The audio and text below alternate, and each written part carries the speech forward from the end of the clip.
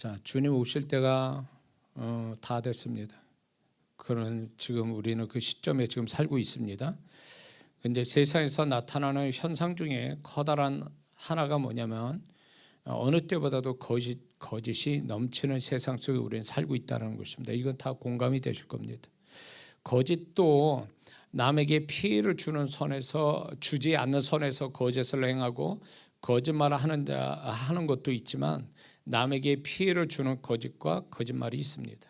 그러나 불행하게도 오늘날 남에게 공동체에 피해를 주고 고통을 주는 거짓과 거짓말이 많다는 것입니다.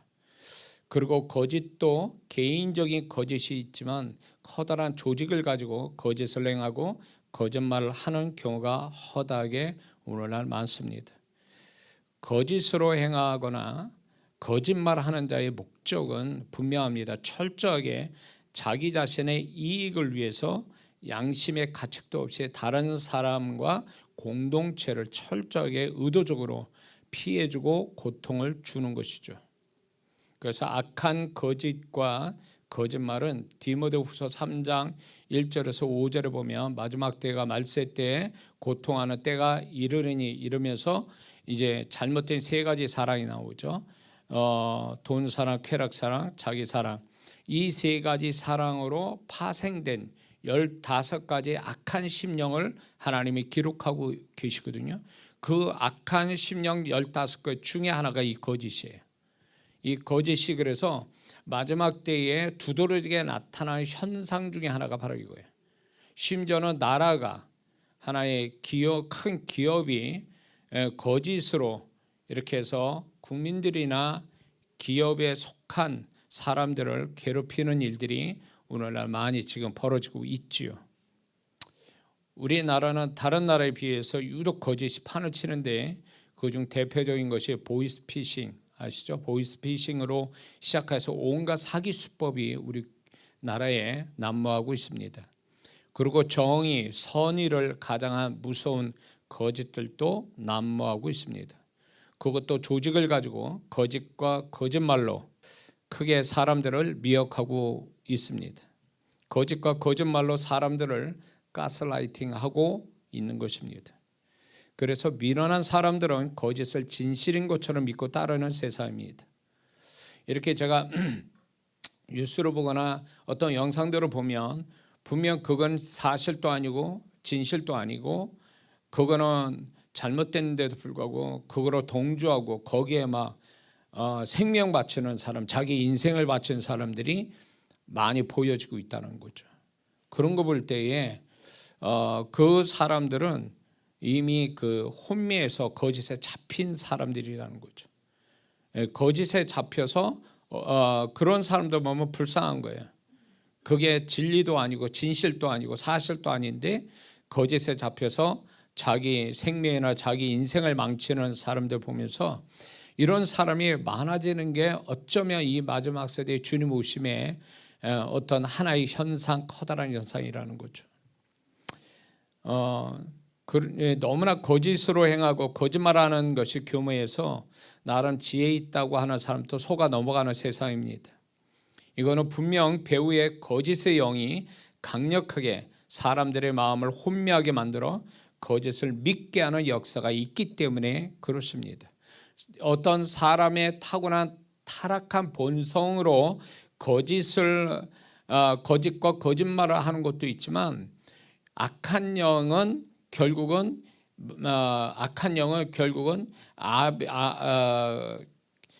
거짓의 아비요 거짓말쟁이라고 주님이 분명히 요한복음 8장 34절에도 말씀하고 계시거든요. 그렇기 때문에 거짓의 영이 이 세상을 모든 사람들을 거짓으로 속여가지고 결국은 그 사람의 어떤 존재나 인생을 다 망치게 하는 게 오늘날 모습이라는 사실입니다. 겉으로는 그럴싸한데 속은 거짓으로 똘똘 뭉쳐진, 그리고 그 거짓의 영에 영향을 받아가지고 악하게 하는 사람들이 너무나 우리는 많이 보게 됩니다. 그런데 살아가면서 만나는 세상 속의 거짓도 있지만 영적인 거짓된 행동과 거짓말하는 자들이 오늘날 우리 신앙 속에 많이 있습니다. 그래서 주님이 일찍이 이렇게 말씀하셨습니다. 마태복음 24장 4절 5절을 보면 너희가 사람의 미혹을 받지 않도록 주의하라. 많은 사람이 내 이름으로 와서 많은 사람을 미혹하리라. 마태복음 24장 11절과 24절을 보면 거짓 선지자가 많이 일어나 많은 사람을 미혹하게 하겠으며 할 수만 있으면 택하신 자들도 미혹하게 하리라. 이렇게 말씀하고 있거든요. 미혹하다라는 뜻은 거짓에 홀려 정신을 못 차리게 하여 나쁜 길로 이끈다라는 뜻이 미혹하다는 뜻이거든요. 그러니까 마지막 때는 이렇다라는 거예요. 그러니까는 많은 그 거짓 선지자들, 거짓말을 하는 자들, 세상에도 거짓말을 앞장서서 말해서 수많은 사람들을 고통에 밀어넣는 그런 사람들이 있는 것처럼 신앙 안에서도 거짓 선지자, 진리가 아닌 얘기들을 하면서 사람을 현혹하는, 미혹해 하는 사람들이 너무 많아졌다는 거죠. 너무 많아졌어요. 사도 요한도 요한일서 4장 1절에서 이렇게 말합니다. 사랑하는 자들아 영을 다 믿지 말고 오직 영들이 하나님께 속하였나 분별하라. 많은 거짓 선지자가 세상에 나왔습니다. 많은 거짓 선지자가 어디에 있겠습니까? 지금 우리 핸드폰 안에 유튜브에 수없이 깔려 있어요. 그러니까 과거에는 정보가 그렇게 발달되지 않았을 때에 어떤 매스컴이 발달되지 않을 때 찾아가 봐야 이제 저게 잘못됐구나, 저 사람 잘못됐구나 이렇게 이제 그렇게 하는데 지금은 손 안에 그 수많은 거짓 선지자들이 거짓말하고 진리를 믿고 다른 자들을 다 다른 방향으로 가게 만드는 뻔뻔스럽게 진리를 거짓말을 진리처럼 말하는 자들이 너무 많이 있다는 거죠. 그래서 굉장히 조심해야 된다는 거죠. 영적으로 미혹해 하는 대표적인 게 우리가 다 아는 것처럼 각종 이단입니다. 지금 그들은 숨지 않고 더 당당하고 교묘하게 자신들이 가진 것이 진리라고 여기고 영혼들을 지옥으로 끌고 가기 위해 지금 또 영혼 사냥꾼들이 어설프게 신앙생활하는 영혼들, 말씀이 없는 영혼들, 교회 생활 안 하는 영혼들을 찾아 나서고 있다라는 것입니다. 지금 세계 최대의 이단들은 다 우리나라에서 시작됩니다. 여러분들도 다 알 거예요. 이것도 우습지 않게 이제 K2단이 돼가지고 K2단 아시죠?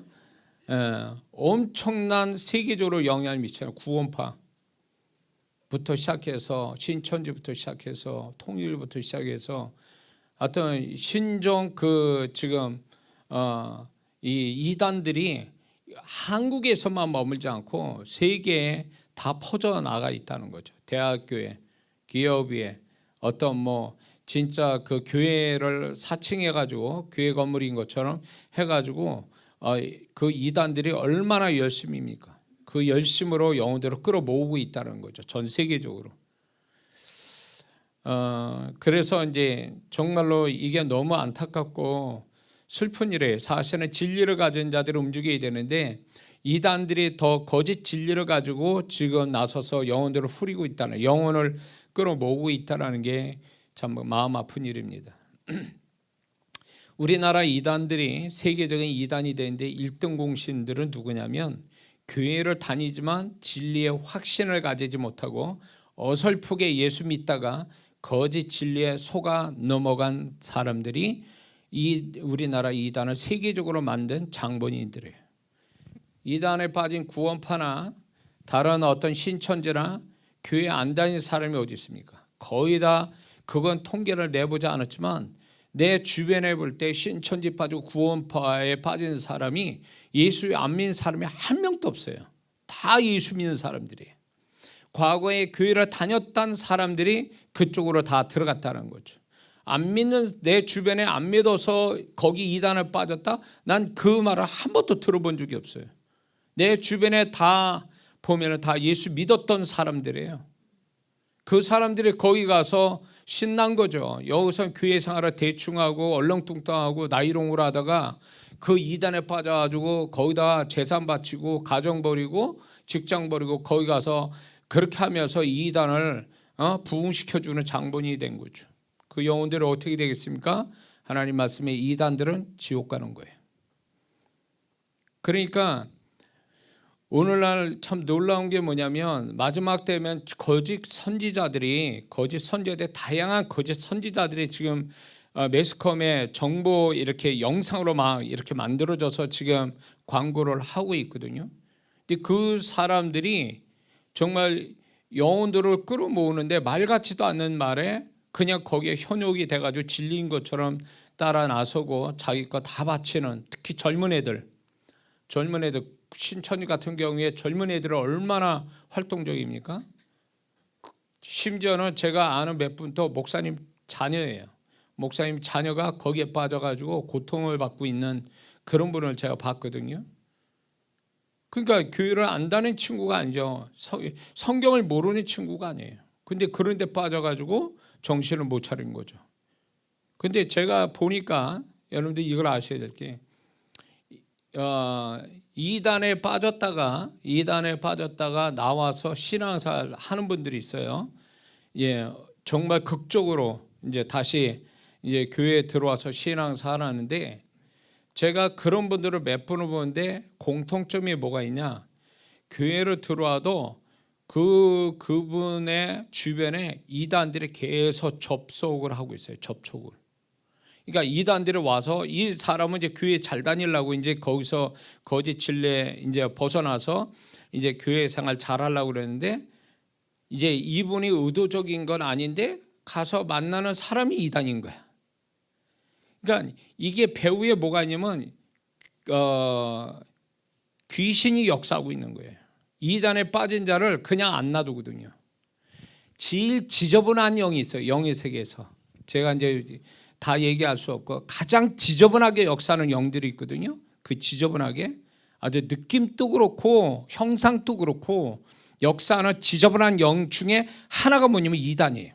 이단의 영은 얘네들은 한번 잡았다면 절대로 안 나요. 얼마나 강하게 역사했는지 다 털리고 죽어야 끝나는 이단에서 빠져나오는 사람들이 얼마나 많습니까? 그런데 극적으로 교회로 들어와도 이단의 영은 절대로 그 영혼들을 그냥 안 놔둬요. 어디든 따라다녀요. 따라다녀서 이단에 속한 자들이 계속 들어오게 돼요. 그러니까 얘네들은 모르는 거예요. 사실 모르는데 귀신들이 그 이단의 영이 그 이단에 빠진 자들을 이렇게 이끄는 거예요. 그 사람을 접속하도록. 자연스럽게 접속하도록. 의도적인 거 아니지. 자연스럽게 접속이 돼서 다시 그쪽으로 돌아간 사람들도 있어요. 그러니까 이단에 한번 빠졌다가 이게 정상적인 신앙생활 한다는 게 쉬운 게 아니에요. 그러니까 그런 영혼들, 예수 믿고 구원받아 신앙생활하는 사람과 이단에 빠졌다가 교회에 들어온 사람들 있잖아요. 그 사람들은 특별히 기도를 빈틈없이 해줘야 돼요. 그래야 당분간 어느 정도 기간 동안 보호해 주지 않고 진리의 지시로 이 사람을 키우지 않으면 반드시 이단이 다시금 어떤 식으로 잡는다라는 거예요.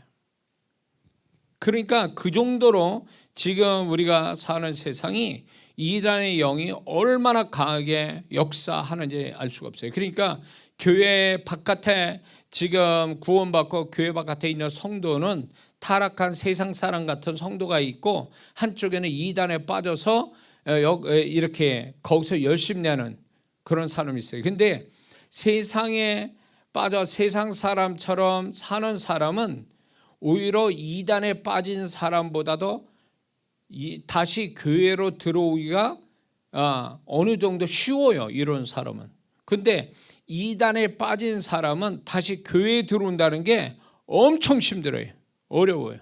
그 정도로, 왜냐? 영이 강력하게 그 영을 잡고 있으니까 그 사람이 그의 어떤 그 의식들을 다 붙들고 역사를 해버리니까 정신을 못 차리는 거죠. 교회에 들어오기가 쉽지 않아요. 지금 우리는 그런 세상이 있는 거예요. 그런데 또 다른 이단이 뭔지 아세요? 우리가 공식적인 이단들이 있잖아요. 우리가 다 아는 그 이단 빼놓고 이단성이 있는 크리스찬들이 많다는 거예요. 이단성, 다시 말해서 이단에 가까워지려고 성경에서 말하지 않는 얘기들을 정식적으로 복음주의자인 것처럼 말하는 자들이 유튜브에 많이 있어요. 조심하셔야 돼요. 그런 사람들. 타이틀을 가지고 교회 안에 어떤 복음주의이고 아주 정상적인 크리스찬인 같은 사람들이, 헛소리하는 사람들이 유튜브라는 걸 통해서 지금 그런 이야기들을 막 하는 사람들이 많아졌다는 거예요.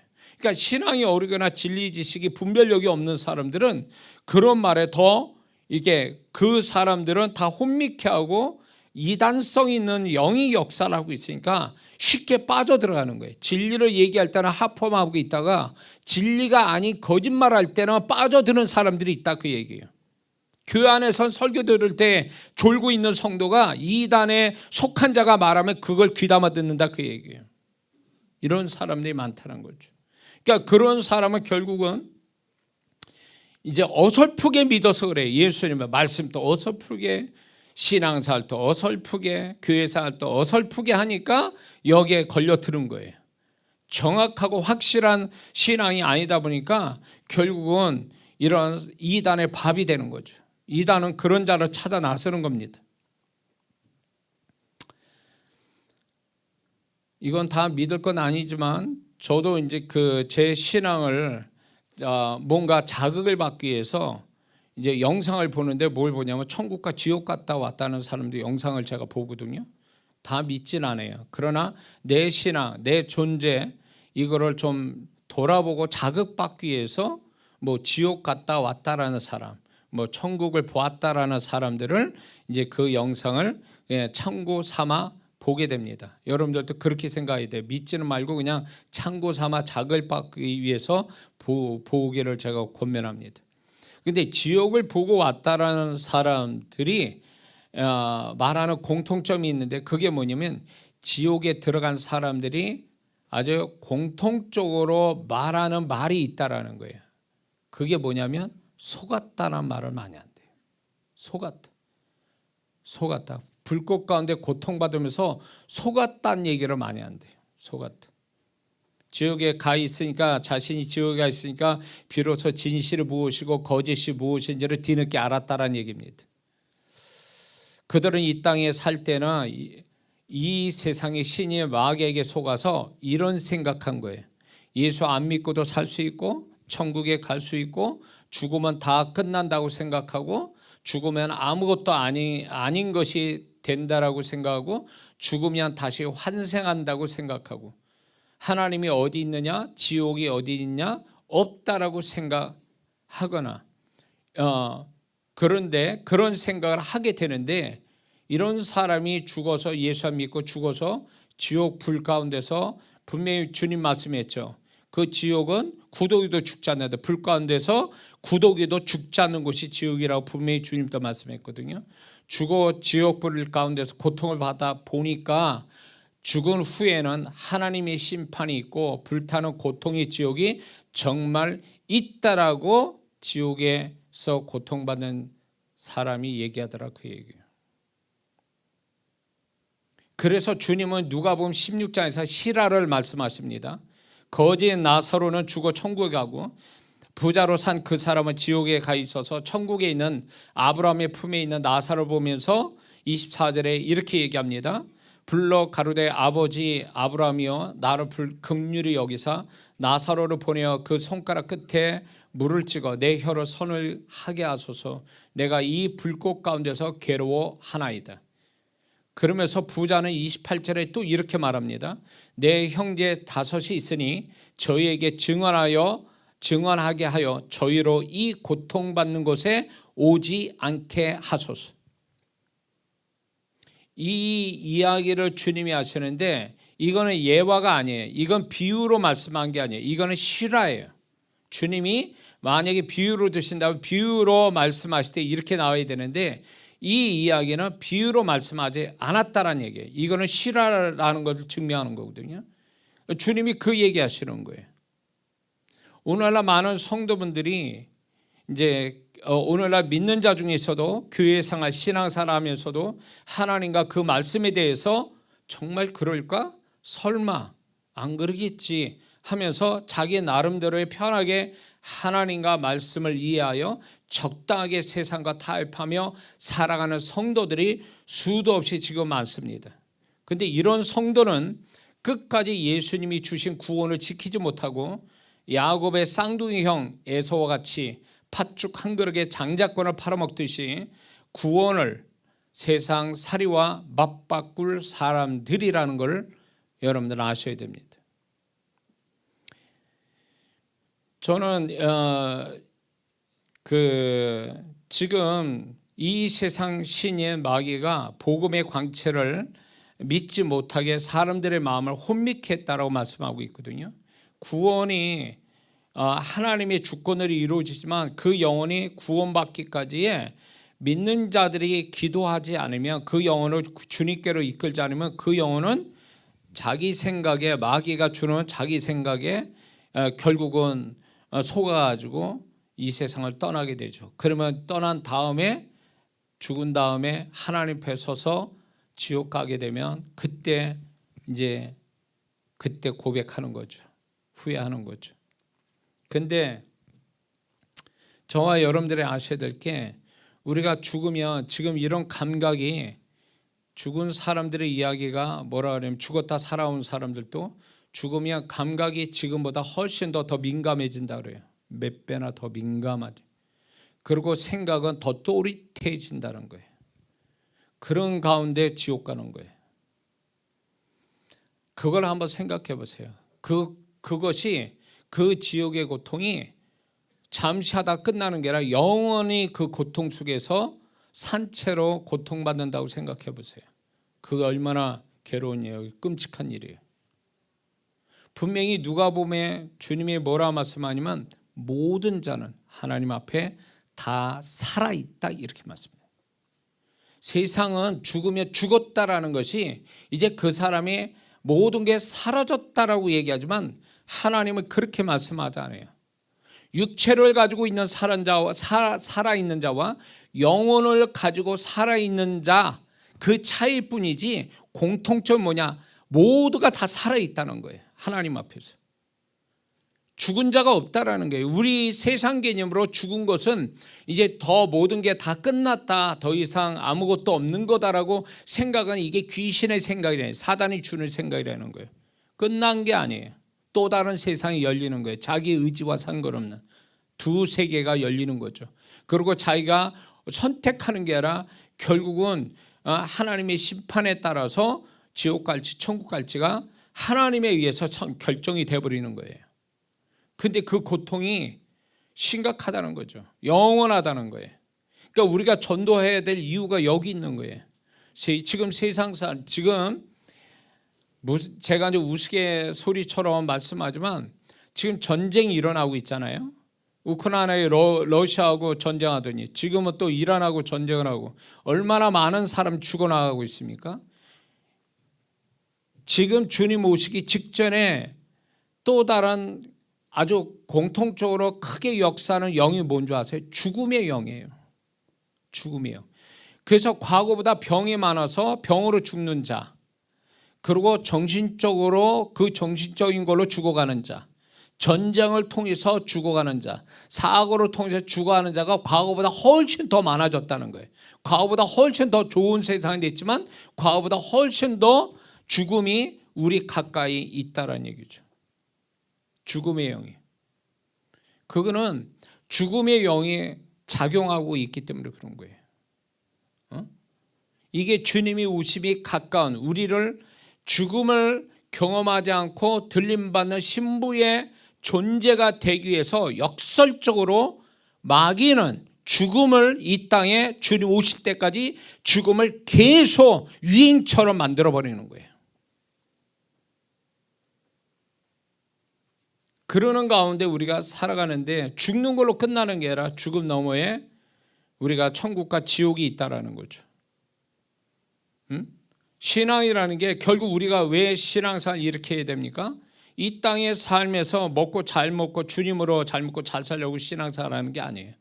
신앙의 근본적인 목표는 내가 이 땅에서 생명이 언젠가는 끝나는데, 알 수 없는 그 시간에 끝나는데, 끝난 다음에 그분 앞에 서서 내가 어떤 면으로는 역설적으로 지옥 가지 않게 해서 예수 믿는 거예요. 지금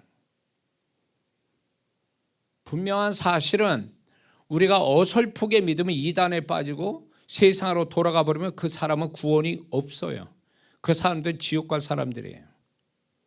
그리고 교회 안에서 신앙생활을 한다 해도 이게 하나님이 보실 때에 7교회처럼 라우디게아의 교회처럼 이렇게 책망만 받는다면 이 사람도 구원을 잃어버릴 확률은 거의 100%라고 봐야 돼요. 왜 그렇습니까? 라우디게아의 교인들 향하여 뭐라 말씀합니까? 너희 벌거벗은 것을, 이렇게 말씀해요. 벌거벗었다라는 것은 흰옷을 안 입었다는 얘기예요. 세마포, 구원의 속옷과 옳은 행실의 세마포를 안 입었다는 얘기를 하는 거, 말씀하시는 거거든요. 그 얘기 뭐 구원을 못 받았다는 얘기예요. 구원을 받지 않는 채 교회 다닌다는 얘기거든. 교회만 다닌다고 그 사람이 천국 가는 게 아니거든요. 그러니까 그분이 원하는 수준에 우리식으로 정말 은혜스럽게 표현하면 구원의 은혜에 보답하는 신앙생활이 돼야 되지, 그게 아닌 신앙생활이 되면 인정 못 받아서 라우디게아의 교인들 같이 돼버리면 이것도 위험하다는 거죠. 구원이 위험해진다는 거죠. 무늬만 예수 믿는 사람이고 교회 다닌다고 그거를 우리끼리는 인정해 줄 줄 몰라도 하나님 앞에 가서는 인정 못 받을 확률도 높다라는 거예요. 그래서 마귀는 교회 안에서 어떻게 역사하냐? 바깥은 죽음의 영, 이단의 영, 세속의 영, 타락의 영으로 막 역사를 난리치는데 그 안에 또 뭐가 있냐면 신앙 수준을 낮추는 거죠. 자꾸 구원받았으니까 그 구원받았다는 그 하나 가지고 그냥 울커먹는 거야. 그냥 계속 뭔 짓을 해도 하나님은 다 내가 교회 다니니까 그냥 하나님이 나를 다 용서하시고 다 이해하시고 다 나는 천국 갈 사람인 것처럼 이렇게 안심 놓게 하는 것도 이 사단의 미혹된 생각이라는 거죠. 성경은 그런 구절이 없어요. 바울은 뭐라 합니까? 두렵고 떨림으로 너의 구원을 이루라. 우리의 구원은 끝이 아니라 천국을 잘 가기 위한 시작이라는 거죠. 믿습니까? 그렇기 때문에 제가 신앙생활 지금 50년이 넘어갔는데도 가면 갈수록 이제 그분의 말씀과 그분의 진리와 그분의 존재가 점점 더 명확해져 간다는 게 나는 한편으로 감사하고 또 다른 은혜라고 저는 생각하는 거예요. 어쩌면 이게 주님 앞에 주님이 저를 주님 앞에 잘 서기 위해서 이 땅에서 주시는 은혜라고 저는 생각되는 거예요. 흐릿하게 생각하고 주님을 저 멀리 계신 것처럼 생각하고 말씀이 저 멀리 있어서 아무것도 그렇게 대단하게 느껴지지 않는 채 살아간다면 이 사람이 이 세상 떠나면 어떻게 될 것 같습니까? 확실치 않는데. 그러면 그렇게 생각하는 사람이 자기 영혼이 바로 되겠습니까? 아니면 정말 그분 앞에 상 받을 만한 영혼이 되겠냐? 그 얘기예요. 그건 아니거든요. 신앙이 좋은 사람은 결국은 가면 갈수록 진리가 명확하고 주님의 존재가 더 명확해지고 나라는 존재가 더 그분 앞에서 어떠한지를 분별력을 가지고 살아가는 거예요. 이게 신앙생활 잘했다는 증거예요. 우리가 예배드리고 기도하고 찬양하고 봉사하는 게 물론 그거 잘하는 거예요. 근데 그게 과정이고 그게 수단이지 그게 목적은 아니에요. 그걸 통해서 내 영혼이 하나님 앞에 바로 서고 정결해지고 그분이 칭찬할 만한 그런 영혼을 준비해 가지고 그렇게 준비되어 있는 자가 신앙생활 잘했다는 얘기죠. 그래서 오늘날 교회 안에서 혹 모르겠어요. 신앙의 수준을 구원의 수준을 자꾸 낮추어서 이 정도 해도 괜찮아. 야 주일날만 나가도 괜찮아. 그리고 세상에 먹고 사는데 힘들어 죽겠는데 그런 것까지 신경 써. 세상 사람과 대충 노골적인 죄만 안 지으면 되지. 이런 식으로 살아가서 신앙생활을 좀 더 좀 나름대로 자기가 주님이 원하지도 않은 신앙의 수준을 자기가 낮추면서 거기에 맞춰서 기분 편하게 이렇게 간다면 이 사람은 위험하다는 거죠. 지금은 어쩔 줄 몰라도 어떤 문제가 생기면 그 낮아진 자기 신앙 수준 때문에 자기가 자기가 넘어질 수밖에 없다라는 거죠. 우리는 본능적으로 진실보다 거짓에 더 호기심을 가지게 되고 더 거짓을 믿고 싶은 타락한 본성을 가지고 있습니다. 그래서 사람들은 진실 9보다 거짓의 하나의 무게를 더 크게 느끼는 게 바로 우리의 모습이죠. 아무리 9가지 진실을 얘기해도 한 가지 거짓말은 못 이겨요. 이 거짓말이 왜 못 이기냐? 거짓말의 무게가 큰 것보다도 사람의 타락한 본성이 진실보다는 거짓을 더 믿고 싶은 타락한 본성 때문에 그런 거예요. 그렇다면 우리의 타락한 본성 말고 근본적으로 우리를 거짓을 행하고 거짓말하게 하는 자가 누구냐 그럴 때 아까 얘기한 마태복음 8장 44절에 마귀는 저가 거짓말장의 거짓의 아비가 되었다 이렇게 말씀합니다. 주님 말씀하는데 마귀는 에덴 동산에서부터 거짓말하기 시작했습니다. 다 아는 것처럼 창세기 3장 1절 4절 5절에 마귀는 이렇게 거짓말하죠. 동산 모든 나무의 열매를 먹지 말라 하시더냐. 이거 거짓말이잖아요. 다 먹되 선악과만 먹지 말라 그랬지 다 먹지 말라 한 말씀 아니거든요. 거짓말하고 있는 거죠 지금. 그 다음에 결코 죽지 않으리라. 죽는다고 말씀했잖아요. 이게 죽지 않는다고 얘기하죠. 그 다음에 없는 말이죠. 먹는 날 하나님같이 되리라. 이 거짓말이죠. 그런데 이 거짓말을 믿었다라는 거 하와는 그대로 그 거짓말을 받아들였다라는 얘기가 뭔지 아세요? 이 하와가 오늘날 하나님의 택한 자들의 어설프게 예수 믿는 자의 모습이에요. 이게 하나님 말씀도 제대로 알지도 못하고 하나님의 존재도 어설프게 알고 그러니까 마귀가 이런 말에도 분별을 못하는 거예요. 이게 거짓말이라는 걸 자체를 아예 모르는 거죠.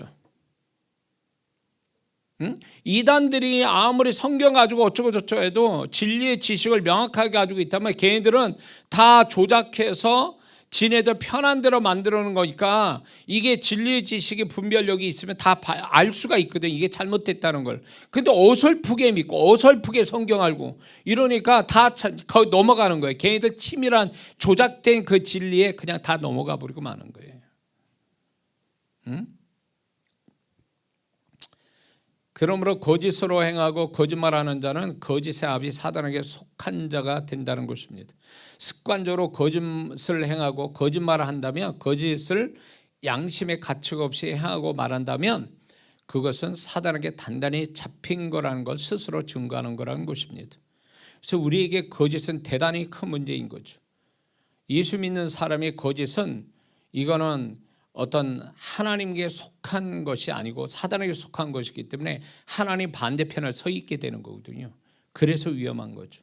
근데 거짓은 의학적으로도 이런 얘기예요. 짧은 순간의 거짓말도 스트레스 호르몬인 코르티솔이라는 스트레스 호르몬이 나와서 이 수치를 높인다라는 거예요.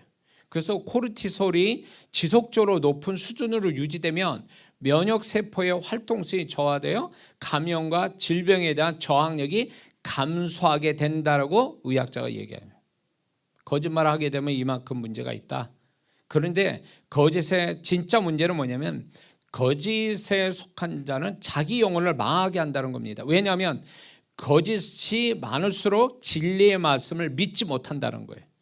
그러니까 불신앙을 가질 수밖에 없는 거예요. 정상적인 믿음을 가지지 못한다는 거죠. 그래서 믿음으로 이루어지는 역사를 경험하지 못한다는 것입니다. 어떤 사람은 이런 게 있어요. 저는 말씀을 믿어지지 않습니다. 자꾸 의심이 가요. 뭐 이런 얘기예요. 이렇게 한다면 이 사람은 이거를 어떻게 해야 되냐면 이 사람의 마음에서 나온 게 아니면 의심의 영이 귀신이 역사하는 수가 많아요. 그래서 의심의 영이 떠나가라고 죽기를 해야 돼요. 두 번째는 이 사람이 그게 아니라면 이 사람 안에 자꾸 진리의 말씀이 의심이 간다면 이 사람은 분명히 거짓이 밑바닥에 깔려 있는 거예요. 이 사람이 의도적으로 거짓으로 채워진 사람이든가 아니면 거짓 것들을 너무 많이 받아들여 가지고 내면에 쌓인 사람이에요. 그러니까 진리의 말씀이 믿어져야 이게 신앙생활 제대로 하는 사람이고 구원받는 자의 모습인데 진리의 말씀이 믿어지는 게 아니라 의심이 간다라면 이미 의심이 가게 만드는 그 사람 심령이 뭔가가 깔려 있다는 거예요. 그 반대적인 게 반대된 게 뭐겠어요? 진리에 반대되는 거 거짓밖에 더 있어요? 그러니까 이 사람 스스로가 거짓말을 많이 하고 거짓으로 많이 행하고 거짓된 걸 많이 들어버리면 이 사람이 거짓이 밑바닥에 깔려 있고 그게 이 사람의 틀을 잡고 있으니까 진리의 지식이 들어가도 안 믿어지는 거예요. 의심이 오히려 더 의심이 된다는 거죠. 이 사람은 신앙생활 못합니다. 회개할 문제가 아니에요. 이거는 회개할 문제가 아니라 의심의 영을 내쫓고, 두 번째는 밑바닥에 깔려있는 거짓된 것들을 다 들춰내서 없애버려야 돼요. 그렇지 않으면 진리로 믿음을 갖기는 어렵다는 거죠. 그리고 거짓의 문제는 진실하신 좋으신 하나님을 못 믿는다는 거예요. 왜? 자신이 거짓되기 때문에, 거짓이 내적으로 작동하고 있기 때문에 무엇이든 신뢰하지 못한다는 거죠. 그러니까 좋으신 하나님을 끝없이 믿지를 못해요. 자기한테 좋은 걸 주셔야 믿지, 그렇지 않으면 우리에게 불편하고 어렵고 안 되는 문제를 주실 때도 하나님을 끝없이 그 좋으신 하나님을, 예수님까지 주신 그 하나님을 믿는 그 믿음은 그 밑바닥에 어떤 믿음을 가질 만한 내면이 되니까 그게 되는 거지, 거짓이 깔려 있으면요, 이 거짓이 충만한 사람은요 사람을 못 믿어요. 자기도 안 믿는데 누구를 믿어요? 그러니까 자기를 못 믿을 정도니까 다른 사람을 못 믿는 거예요. 사람을 못 믿는데 무슨 보이자 하나님을 어떻게 믿습니까? 안 믿지. 당연한 거예요. 이 거짓에 잡힌 사람은요, 밑바닥에 거짓의 영이 있거나 밑바닥에 거짓이 깔려있는 평소에 그런 사람은요, 이 사람 기도하기가 어려워요. 왜? 기도를 하는 것 같아도 못 믿습니다. 자기 기도를. 왜냐하면 자기가 늘 거짓에 잡혀 있고 거짓말하는 자니까, 거짓말하는 자가 자기 기도를 믿는다? 거짓말이에요. 기도하는 자는, 거짓말을 자주 하는 사람은요 자기 기도를 못 믿습니다. 자기의 말이 거짓말인 줄 알고 있으니까 자기가 하나님께 하는 기도도 안 믿어요. 안 믿어요. 그러니까 이런 사람은 기도를 해도 응답을 못 받습니다. 왜냐하면 기도를 했다라는 게 중요한 게 아니라 기도 속에 내가 내 기도에 믿음을 실었다는 게 중요한 거거든요. 근데 기도에 믿음을 못 실어. 왜냐하면 자기 말을 못 믿으니까. 자기가 말을 놓고 바로 또 딴 말하고 반대적인 말을 하는 사람은 그 마음에 거짓이 깔려서 이게 작용하니까 하나님께 한 말도 안 믿는 거예요. 자기가 한 말을. 그러니 남의 말을 또 믿겠습니까? 하나님 말씀 믿겠습니까? 안 믿지, 당연히. 이 부작용이 엄청난 거예요. 이 사람은 분명히 의도적인 건 아니에요. 의도적으로 안 믿어야지 뭐 이런 게 아닌데 자기도 모르게 안 믿어지는 거예요. 자기 기도가 안 믿어져, 말씀도 안 믿어져, 막 이래버리면 이 사람은 귀신이 역사하거나 밑바닥에 거짓이 완전히 깔려 있어서 이게 지금 장애를 일으키고 있는 거예요. 그러니까 예수님을 믿고 신앙생활하는데, 이 구원받아 신앙생활하는데 밑바닥에 거짓이 깔려 있다? 이 사람은 신앙생활, 이게 엄청난 장애를 일으키는 거예요. 왜? 우리 신앙은 믿음으로 이루어지는 거거든요. 구원이 믿음으로 이루어졌으면 그 다음에 하나님을 신뢰하고 말씀을 믿고 사는 게 우리의 운명인데, 믿음을 안 갖는데, 믿음을 못 갖고 불신하고 의심하고 이렇게 하는데 무슨 신앙이 있겠냐 말이에요. 그 사람 10년 20년 교회 다녀도 안 믿는 거예요. 장로 돼도 소용없어. 그런 사람. 자기가 본래 거짓으로 행하고 거짓말이 이렇게 덕지덕지 붙어가지고 그게 지워지지 않는 문신처럼 그렇게 된 사람이 어떻게 진리 대신 말씀과 좋으신 하나님, 보이지 않는 그 하나님을 어떻게 끝까지 믿냐 말이에요. 못 믿어요. 이 사람은 반드시 어느 사건이 문제가 딱 생기면 원래 지 밑바닥에 깔려 있는 게 다 드러나게 돼 있거든요. 그래서 거짓이 위험하다는 거예요. 여기서 잠깐 우리가 거짓말이 뭐가 거짓말입니까? 거짓말은 몇 가지 개념이 있어요. 그 의미가, 정의가. 진실이 아닌 말을 하는 것, 사실이 아닌 것을 사실인 것처럼 말하는 것, 이 거짓말이에요. 사실보다 부풀려서 과장하는 말, 이것도 거짓말이에요. 의도적으로 부분만 말하는 선택적 거짓말이 있습니다. 부분을 빼거나 부분만 강조하거나 이러면 이것도 거짓말이에요. 모든 걸 정확하게 다 얘기하는 게 아니라 부분만 얘기하는 것도 이건 일종의 거짓말이에요. 그리고 핑계와 이유와 변명되는 것도 거짓말이에요. 사울 왕이 분명히 하나님이 다 죽이라고 아말렉 족속 다 죽이라고 했더니 자기의 취할 수 있는 좋은 것만 남기고 나머지 죽였다. 그러놓고 자기는 다 한 것처럼 했단 말이에요. 그리고 핑계를 댄 거죠. 그럴 때 하나님이 그 핑계를 어떻게 했습니까? 후회하시고 왕으로 이제 더 이상 너를 버렸다. 사울 왕 버렸다 이렇게 말씀해요. 솔직하게 고백해도 정말로 용서받을까 말까 한데 거기다 핑계대고 이유되고 변명되고 막 이래버리니까 하나님은 이걸 용서치 않은 거죠.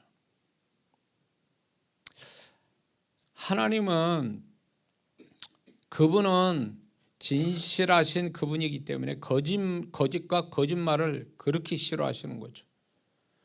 시편 5편 6절에 하나님은 뭐라고 말씀하는지 아세요? 거짓말하는 자는 멸하시리라. 신약에 나오자 사도행전에 거짓말해가지고 망한 자가 아나니아 삽비라가 나오죠. 그 한마디에 있어요. 다 바쳤냐? 예. 그 즉시로 죽임을 당했죠. 헌신하고도 죽임 당했어. 거짓말해가지고. 그러니까 하나님은 그분은 진실을 말하는 분이기 때문에 진리의 하나님이시기 때문에 거짓은 상극이에요. 그렇기 때문에 하나님은 이렇게 여러분도 그렇잖아요. 여러분이 친구 삼는 거 나하고 비슷한 구석이 있고 나랑 잘 맞아떨어지니까 친구지 만약에 내가 제일 싫어하는 구석을 갖고 있어. 그 친구와 내가 징글맞게 싫어하는 걸 갖고 있는 걸 친구라고 사귀겠습니까? 안 그렇잖아요. 그러니까 하나님도 마찬가지예요. 그분과 성품과 그분의 성품과 비슷하게 해야 그분도 가까이 계시고 기쁘게 여기시고 이러지 그분과 다른 것이 있다면 그분은 절대로 가까이 하시는 분이 아니거든요. 계시록 21장 8절을 보면 이렇게 말씀합니다. 두려워하는 자들과 믿지 않은 자들과 흉악한 자들과 살인자들과 음행하는 자들과 점술가들과 우상 숭배 자들과 그 다음에 이렇게 말씀합니다. 모든 거짓말하는 자들은 불과 유황으로 타는 못에 참여하리니 이것이 둘째 사망이라. 그러니까 그분은 아주 그분이 싫어하는 것을 다 얘기하신 거예요. 지금 이거는 반드시 구원에 믿지 않는 자, 구원 안 받은 자부터 시작해서 이렇게 하나님이 아주 정말로 싫어하시는 부분을 다 가진 자는 이제 둘째 사망으로 갈 수밖에 없다 이렇게 말씀해요. 그러면 우리는 어떤 모습이 되어야 될까요? 분명히 우리가 오늘 본문도 읽었지만 에베소 5장 8절 9절에 우리는 빛의 자녀이기 때문에 빛의 자녀의 열매는 모든 착함과 진실함과 의로움이다 이렇게 말씀하고 계십니다. 진실하다는 뜻은 마음에 거짓이 없이 바르고 순수하다 이런 뜻이거든요. 믿는 자가 거짓과 거짓말이 많은 세상에서 거짓 없고 진실함을 가진 존재가 되려면 어떻게 살아야 되는가 할 때 몇 가지 우리가 이거를 좀 알고 있어야 됩니다. 첫 번째는 진리의 말씀과 주님의 진실하신 그 마음을 받아서 그분의 마음을 받고 진실하신 그분의 음성을 계속 듣고 또 그것을 말하는 자가 되어야 됩니다. 그래야 우리는 더 진실한 사람이 될 수 있어요. 나 진실하게 살아야지. 그렇게 해서 진실해지는 게 아니에요. 거짓된 세상에서 진실하게 살기 위해서 난 결심만 한단 말이에요. 나 진실하게 살아야지. 그거 가지고 거짓된 세상에서 거짓을 못 이겨요. 그거를 이기려면 반대적인 거, 진리와 진실을 우리가 소유해야 되는데 우리 인간의 타락된 본성에서는 진리와 진실을 갖기 어렵다 그 얘기예요. 그러니 우리가 하나님 말씀을 계속 듣고 진리의 하나님 말씀을 계속 듣고 진실하신 그분의 마음을 받고 그리고 진실하신 그분의 음성을 늘 듣는 자라면 그것 때문에 그 사람이 저절로 진실해진다 그 얘기예요. 믿습니까? 이런 게 있어요. 거짓말도 계속 들으면 진실인 것처럼 들려서 가스라이팅이 된다는 거예요. 광고학에서 대기업들이 왜 그 엄청난 광고비를 내면서 광고하는 줄 아세요? 광고학에서 이런 게 있습니다. 하나의 물건을 한 사람 앞에 9번 정도를 보여주면 9번째부터 믿기 시작한대요. 그 제품을. 왜 중소기업의 제품이 왜 안 팔린 줄 아세요? 사람들이 믿지 않는 거예요. 그 제품의 효능에 대해서. 물론 부실하게 만드는 경우도 있지만 진짜 잘 만들어진 물건이 있음에도 불구하고 사람들이 안 사는 이유가 주저하는 게 뭐예요? 싼데도 믿을 수가 없다, 그 얘기예요. 이 믿을 수 없다라는 게 경험해 보지도 않고도 믿을 수 없다는 얘기는 믿게끔 하는 뭔가 보고 들은 게 없다, 그 얘기예요. 그래서 대기업들이 만들었다고 다 물건이 다 좋은 게 아니거든요. 그럼에도 불구하고 사람들이 대기업의 물건을 광고로 많이 하는 물건을 잡는 이유가 결국은 광고 효과인데, 광고는 9번 정도로 계속 그 사람을 보게 한다면 그거 9번째부터 물건을 신뢰하기 시작하니까 물건을 사게 된다, 그 얘기예요. 그러니까 이 얘기는 왜 하냐면 우리가 거짓되고 거짓말을 잘하는 세상 속에서 거기에 속하고 거기에 미혹당하지 않으려면 반대 것을 계속 들어야 돼요. 계속 보고 들어야 돼. 그러니까 우리가 신앙생활, 교회 생활하는 게 뭐예요? 여기서 그분의 목사를 통해 설교 듣고 여러분의 성경 읽고 다 이런 찬양하고 이런 것들이 다 뭡니까? 우리가 그분을 더 신뢰하고 그분의 말씀을 더 믿게 만들기 위한, 우리도 어떻게 보면 이걸로 영적인 세뇌 작업하는 거예요. 이렇게 해야 우리가 이 세상에서 그리스도인다운 모습으로 살아가지, 어설프게 신앙생활 가지고 세상을 어떻게 이겨요? 거짓에 쉽게 넘어가 버리지. 야, 교회 다니면 돈이 나오냐, 떡 나오냐? 네 돈 달라고 그러잖아, 교회 가면. 응? 그런 부담스러운 교회 왜 가냐? 네 하나님 어디 있냐? 이러면서 세상은 우리를 지금 신앙생활하는 걸 우습게 여긴다고요. 너 손해보는 거야 지금. 세상은 지금 먹고 살기 바쁘고 있는 것조차도 그거 모자란 판인데 너 교회 가서 뭐 하냐 지금. 이러면서 자꾸 합리적이고 논리적이면서 상식적으로 계산적으로 우리를 계속 보이지 않게 우리가 하고 있는 신앙생활을 우습게 바보스러운 짓처럼 자꾸 세상이 나를 그렇게 속인다, 그 얘기예요. 직장생활, 세상 사람과 세상 주식에서 일주일 내내 그들과 함께 살고 그들의 일을 하고 한 번도 하나님 말씀 안 보고 그분을 찾지 않는 사람이면 분명히 이 사람은 거짓이 그 밑바닥에 깔릴 수밖에 없는 거예요. 그러니까 교회 나오는 게 별거 재미도 없는 거예요. 교회 가봐야 무슨 축복이고 뭐고 없고 그냥 어쩔 수 없이 가는 거지, 정말 교회 가고 싶어 가는 게 아니라 그 얘기예요. 왜? 거짓에 속았으니까. 거짓이 거기에 세상 거짓된 진리에 빠져가지고 그냥 교회가 별로 그렇게 뭐 대단해 보이지 않고 구원도 대단해 보이지 않고 이러니까 교회 안 나와도 괜찮은 것 같고 뭐 이렇게 사는 거죠. 결국 속은 거지. 이런 식으로. 그러니까 어떤 면에서 교회를 떠난 성도들은요, 거짓의 영에 잡혀 떠나갔다 봐야 돼. 왜? 교회는 진리만 얘기하잖아요. 진리의 말씀을 얘기하고 진리이신 진실하신 그분을 경험하고 그분의 음성 듣게 만들려고 목사가 서 있고 여러분들을 교육하고 있는 거잖아요. 근데 이런 것들이 별거 아닌 것처럼 생각하는 게 왜 그럴까요? 결국은 세상이 세뇌당한 거예요. 별거 아닌 거라고 생각하는 거지. 그 사람은 결국은 뭐냐? 거짓된 거짓에 속하여 거짓을 선택한 거예요. 교회에 와서도 교회를 떠나갈 수밖에 없는 사람들은 다 거짓에 잡힌 자들이에요. 그러니까 이게 심각한 거죠.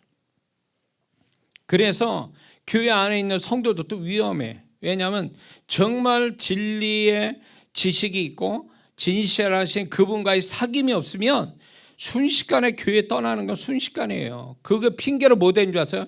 교회가 재미가 없어, 뭐 목사님 설교가 재미없어, 성도들이 별로야, 뭐 교회가 뭐 그래, 뭐 이런 이유를 여러 가지 대거든요. 그리고 교회로 떠나가. 그래서 더 좋은 교회 가서 신앙생활 더 열심히 하면 모르는데, 그게 아니고 아예 교회를 여기 다녔던 교회를 나가면서 더 안 다녀. 그러다 교회를 아예 그냥 관둬. 그럼 이건 잡힌 거예요. 벌써 거짓에 잡힌 거예요. 자기 나름대로는 이유로 되지만 근본적으로 보면 진리보다, 하나님보다 거짓을 더 신뢰하기 때문에 그쪽으로 빠져버린 거죠. 그러니까 진리를 가르치고 진실한 그 하나님의 경험에서 축복받는 것을 우습게 여기고 그게 별거 아닌 것처럼 생각해서 교회를 떠나가 버린 거죠. 많은 사람들이 교회를 떠나는 것은 이유가 많아요. 교회에 머무는 사람들은 이유가 딱 하나예요.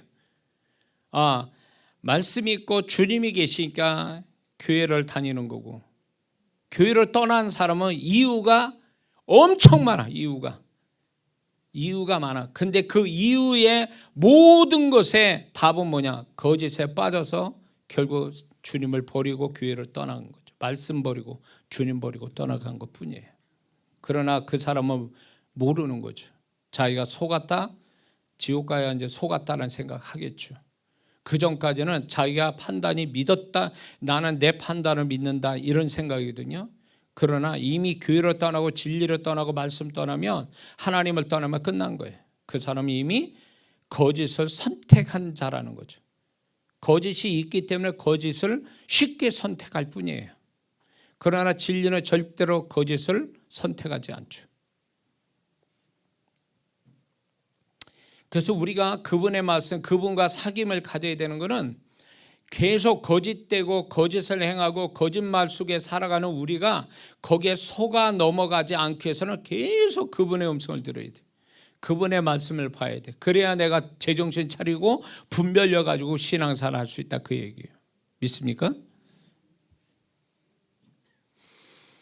진실함에 대해서 하나님은 어떻게 생각하시는가를 좀 살펴보면, 시편 51편 6절에 중심의 진실함을 주께서 원하시오니, 주님은 중심에 진실함이 있는 사람을 원하신다는 거죠. 시편 145편 18절에 보니까 여호와께서는 자기에게 간구하는 모든 자, 곧 진실하게 간구하는 모든 자에게 가까이 하시는도다. 기도를 많이 하는 것보다 더 우선이 돼야 되는 게 뭐냐면, 그분 앞에 진실하게 말하는 게 중요하다는 거예요. 진실하게 말하는 거예요. 말 한마디를 해도 마음을 담아서 말하는 진실함이 있어야 된다는 거죠. 입을 가지고 말하는 게 아니라 마음을 가지고 말하는 사람이 진실함이거든요. 그러니까 마음 속에 있는 거를 표현하는 말이 하나님 앞에 있어야지, 입만 가지고 얘기하는 거, 마음은 전혀 안 그렇고 입만 가지고 얘기하는 거 하나님이 안 들으신다는 거예요. 왜? 진실함이 없기 때문에 그렇다는 거죠. 잠언서 12장 22절에 거짓 입술은 여호와께 미움을 받아도 진실이 행하는 자는 그의 기뻐하심을 받느니라, 이렇게 말씀합니다. 진실함을 우리가 가지고 사는 게 그리스도인의 표라는 겁니다. 그래야 우리가 거짓된 세상에서 거기에 속하지 않고 살아갈 수 있는 모습으로 살 수 있는 줄 믿습니다. 그리고 우리가 이제 진실한 어떤 성도가 되려면 평소에 진실을 말하는 훈련을 해야 됩니다. 진실을 말하는 것. 진실을 말하는 것. 이게 사람들이 우리 한국 사람은 거짓말을 어떻게 보면 쉽게 하거든요. 저 사람이 거짓말하고 있다라는 걸 알면서도 그냥 그렇거니 하고 넘어가는, 거짓말을 너무 많이, 우리는 일상 속에서 너무 많이 뻔뻔스럽게 너무 많이 거짓말하니까 우리끼리는 다 그런다는 거죠. 근데 이 거짓말이 결국 아까 얘기했지만 거짓말의 피해자는 결국 자기 자신에게 돌아오거든요. 예수 믿는 사람은 특히. 그래서 예수 믿는 사람은 무엇을 해도 진실을 말하는 훈련을 해야 돼요. 이건 훈련으로 이루어지는 거예요. 우리가 빈말이라는 말이 있죠. 빈말. 그 거짓말이에요. 그 빈말 자체가 거짓말이에요. 근데 우리는 빈말을 많이 하거든요. 빈말을 많이 해요. 그 재미있는 얘기가 언제 시간 되면 밥 한 끼 먹자고 그럴 때 그게 정말 밥 한 끼 먹고 싶어서 하는 얘기가 아니잖아요.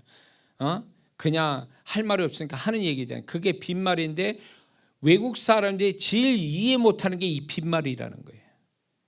그들은 우리보다 더 어떻게 보면 좀 진실한 면이 있다니까 뭐 밥을 먹자 그러면 언제 어디서 뭐 이렇게 물어본다는 거죠. 근데 우리끼리는 그렇게 만약에 질문을 하면은 당황스러운 거죠. 그냥 지나가는 말로 하는 것 뿐인데 저 친구는 진짜로 들었구나 라고 할 때 그 친구가 진실하면 바보가 되는 거죠. 우리는 거짓말하고 있는 건데, 거짓말하는 사람끼리는 알거든요. 그게 거짓말이라는 걸.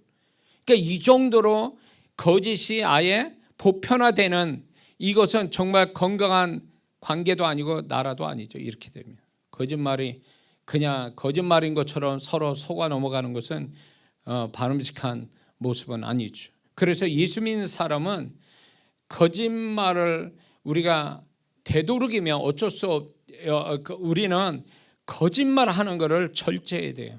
진실을 말해야 돼요. 진실을 말하지 못하면 아예 침묵을 하든가, 진실을 말하는 훈련이 돼야 진실하신 주님, 진리의 말씀이 우리한테 들어오는 게 수월하게 들어온다는 거예요. 근데 거짓을 행하고 거짓말을 많이 하는 사람은 말씀과 그분을 내 안에 믿어지는 과정이 어렵다라는 거죠.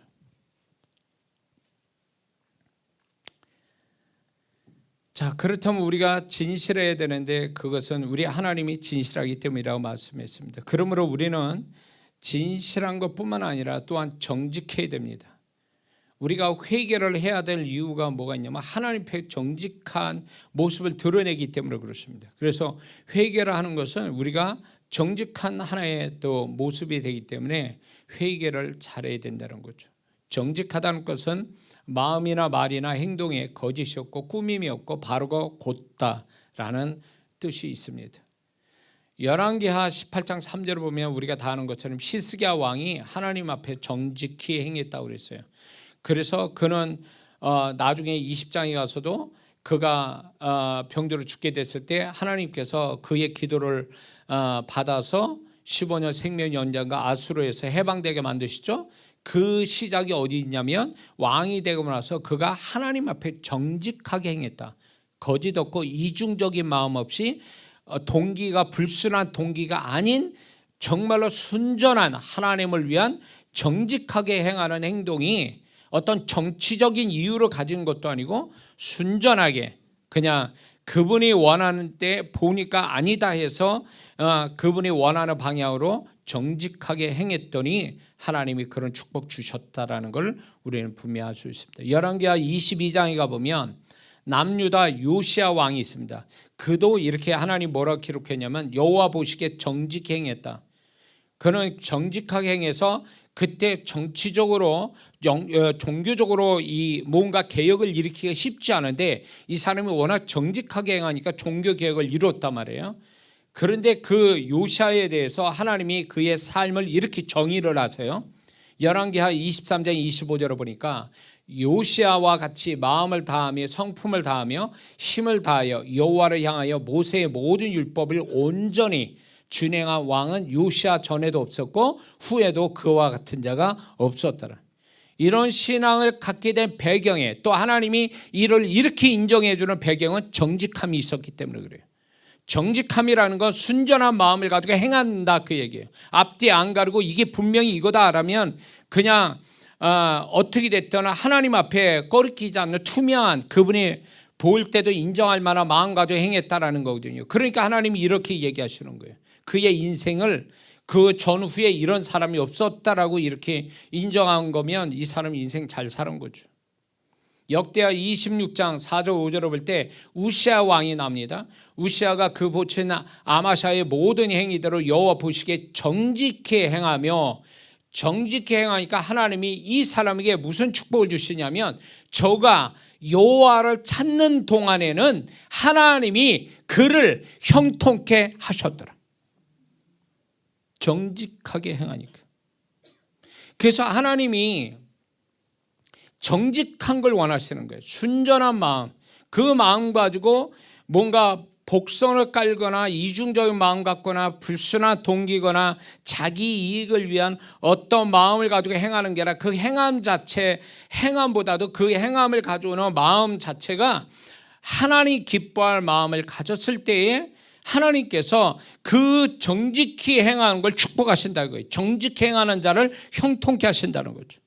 저는 왜 이걸 강조하냐면, 제가 건축원금 드릴 때 첫 번에도 그렇고, 첫 번에 지금 세 번째 드리는 거거든요. 제가 건축원금을. 그럴 때마다 돈 싫어하는 사람은 어디 있어요? 자기에게서 큰 돈이 나가는 거에 대해서 그거를 쉽게 생각하는 사람은 어디 있습니까? 그럴 때마다 하나님께서 제 마음을 들여다보신다는 것 때문에 제가 이것이 주님 앞에 부끄럽지 않게 온전한 순전한 마음, 그 정직한 마음으로 드리기까지 시간이 걸렸어요. 제가 오늘 얘기했지만 이 오늘 얘기가 하나님께 드렸다는 것이 2주 전 얘기, 2주, 3주 전 얘기입니다.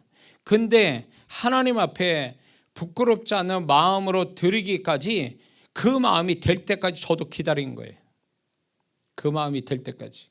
그래야 하나님이 기뻐하신다는 걸 알기 때문에 행함보다 더 중요한 건 그 행함을 가져오는 마음이 어떠한가를 하나님이 저를 들여다보고 있다는 걸 아시기 때문에 제가 정말로 그거를 하나님 앞에 그분이 기뻐할 마음을 가지고 행할 때 잘했다, 그 한 말씀을 들은 거죠. 잘했대. 할 일을 한 것 같은 그분 앞에서. 그러니까 제가 무엇을 하든 하나님은 저를 이걸 훈련시켰어요. 마음의 동기가 어떠한지, 그거에 대해서 동기가 인간적이거나 잘못된 거 가지면 분명히 탈이 나는 걸 보여주셨어요. 그리고 그랬기 때문에 그분 앞에서 마음에서 그분이 기뻐할 마음을 가지지 않으면 내가 행함이 그럴싸 보여도 결과는 없다는 걸 그분이 저한테 가르쳐 주셨기 때문에 저는 그 마음부터 주님 앞에 기쁘게 드릴 수 있도록 제가 그 마음이 될 때까지 기도하고 준비돼서 하나님께 한 거죠. 그런 거예요. 하나님은 행함보다 더 중요히 여기는 건 그 행함을 가져오는 그 사람 마음이 어떤가가 더 중요하게 여기니까. 진실하다, 정직하다, 이거는요 하나의 행위를 얘기하는 게 아니에요. 그 사람의 마음 상태를 얘기하는 거거든요. 그러니까 그 마음의 상태가 하나님이 보실 때 기뻐하면 작은 일에도 그분은 굉장히 기뻐하시고, 또 그걸 통해서 우시아 왕처럼 그가 하나님을 찾는 동안에는 그 정직히 행한 자의 보상이 형통이었다, 그 얘기예요. 여러분에게도 이 축복이 있기를 주의 이름으로 축원합니다. 욥이 1장에 보면 욥이 하나님께 정직히 행했다고 3번씩이나 얘기하십니다. 3번. 그래서 욥이 축복받는 배경에는 그의 정직함이 있었다는 거죠. 다윗은 뭐라고 얘기하냐면 이 정직함에 대해서 이렇게 고백합니다. 역대상 29장 17절에 나의 하나님이여 주께서 마음을 감찰하시고 정직을 기뻐하신 줄을 내가 아나이다. 다윗은 벌써 알고 있는 거예요. 하나님이 어디서부터 자기를 들여다보는지를 알고 있었고, 시편 11편 7편에도 여호와는 의로사 의로운 일을 좋아하시나니 정직한 자는 그 얼굴을 배우리다. 이게 다윗이 말한 거예요. 시편 84편 11절에 여호와 하나님은 해여 방패시라, 여호와께서 은혜와 영화를 주시며 정직히 행하는 자에게 좋은 것을 아끼지 아니할 것입니다. 정직한 자에게 다윗은 이걸 경험했기 때문에 그는 고백했고, 그 고백이 맞다라는 것을 하나님은 기록함으로써 증명시킨 거예요. 그러니까 예수 믿는 사람이 정직하고 진실하게 간다는 거, 이게 사람들은 인정 안 하거든요. 비웃기도 하고 별거 아닌 것처럼 무시할 수도 있지만 하나님 앞엔 중요한 요소예요. 그것도 드러나지 않는 마음의 상태잖아요. 이게 진실과 정직이라는 걸. 근데 그 하나님은 알아보신다라는 거죠. 그거를. 하나님은 솔로몬의 잠언을 통해 정직의 축복을 이렇게 말씀합니다. 잠언서 2장 7절, 그는 정직한 자를 위하여 완전한 지혜를 예비하시며, 잠언서 3장 32절에 대저 패역한 자는 여호와의 미워하심을 입거니와 정직한 자에게는 그의 교통함이 있다. 잠언서 11장 6절에 정직한 자는 그 의로 인하여 구원을 얻으려니와, 이렇게 말씀합니다. 잠언서 15장 8절에 악인의 제사는 여호와께서 미워하셔도 정직한 자의 기도는 그가 기뻐하시느니라. 잠언서 23장 16절을 보니까 만일 내 입술이 정직을 말하면 내 속이 유쾌하리라. 하나님이 이렇게 말씀해요. 그렇기 때문에 우리가 어떤 상황이 됐든 간에 그분 앞에서 내가 그분의 살펴보시는 나의 마음 상태가 진실하고 정직하면 그 다음은 그분이 이렇게 축복하신다는 거 분명히 약속해 주고 있습니다.